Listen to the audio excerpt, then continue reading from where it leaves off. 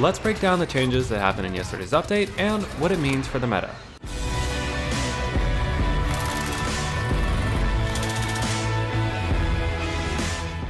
Yesterday, the C58, EM2, and Krig 6 received some changes. So, let's figure out what happened and if it makes a difference. Starting with the C58, here are its old stats, and what changed is its recoil, maximum damage range, ADS time, and bullet velocity. Here is what this looks like. The overall weapon score did not receive a change at all, which is interesting. Its recoil change is different. It goes to the left now instead of just mostly straight up.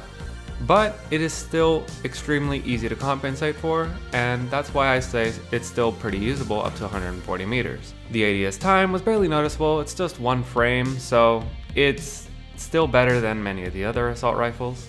I just want to make it clear that max damage range changes for pretty much any gun except SMGs are irrelevant. So whenever you see that, don't worry about that, it doesn't matter too much. And while its bullet velocity change does hurt a bit, it is still pretty decent.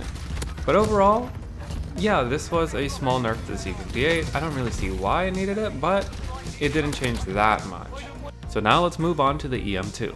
What changed is that it lost its upper torso multiplier, and this means do not use this up close anymore. Before, you had a competitive time to kill if you were hitting upper torso and headshots.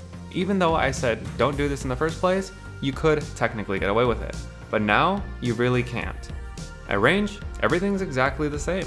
Same shots to kill in the upper torso, and yeah, TTKs, it should feel exactly the same. The EM2 is still the best long-range weapon though, and if you were pairing it with a good sniper support SMG or assault rifle before, you will not be noticing a difference, since you should be switching to your long-range weapon past 30 meters, not before it. And lastly, we have the Krig 6. Sadly, I forgot to update the Krig 6 in my last stat guide update when it changed, so I won't have a before update to compare it to. But what changed is that its minimum damage is now 25 instead of 26, and its max damage range was decreased by 7.2%. It no longer has that average TTK anywhere except for its upper torso at close range. So that's why we're taking a look at the second damage range, and yeah, it is below average for all the scores, which is actually good because this is where most long-range weapons should be. All long-range weapons' second damage range numbers should be red. Average scores is still an advantage, and that's what it had before.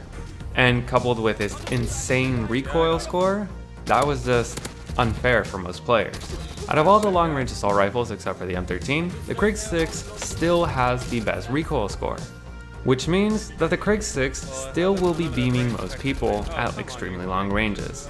And if you want to fight back, you're going to need an LMG or another Krig 6 or an M13.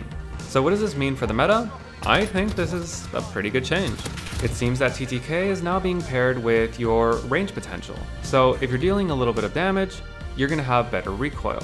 And if you're dealing a lot of damage, your recoil isn't going to be that great. It made no sense to me that before we had literal laser beam weapons that could down someone before they could react. So I'm glad to see these changes are coming. However, the FAR still hasn't been touched. Sure, its ADS time isn't that great, but its TTK is way too good for how long it can stretch out. And if you're just mounting, the ADS time doesn't matter at all. So I would hope that they touch the FAR next, cause it's just a little too good right now. But like I said before, if you are aggressive and you can control the recoil, the EM2 is still the best long-range weapon. So those were the changes. Are you happy about them? Are you not too happy about them? And do you think this will be a good thing for Warzone? Also, Raven, where's my Holger buff? But if there's any part of the game you want me to cover, whether it's a weapon, build, or mechanic, let me know and you may see it on the next Community Wednesday. And that's the video. If you enjoyed it or it's helped you in any way, let me know by leaving a like. If you got any questions or comments, leave them down in the comment section down below. And if you want to make sure that you never miss another video, be sure to subscribe. Thanks for watching.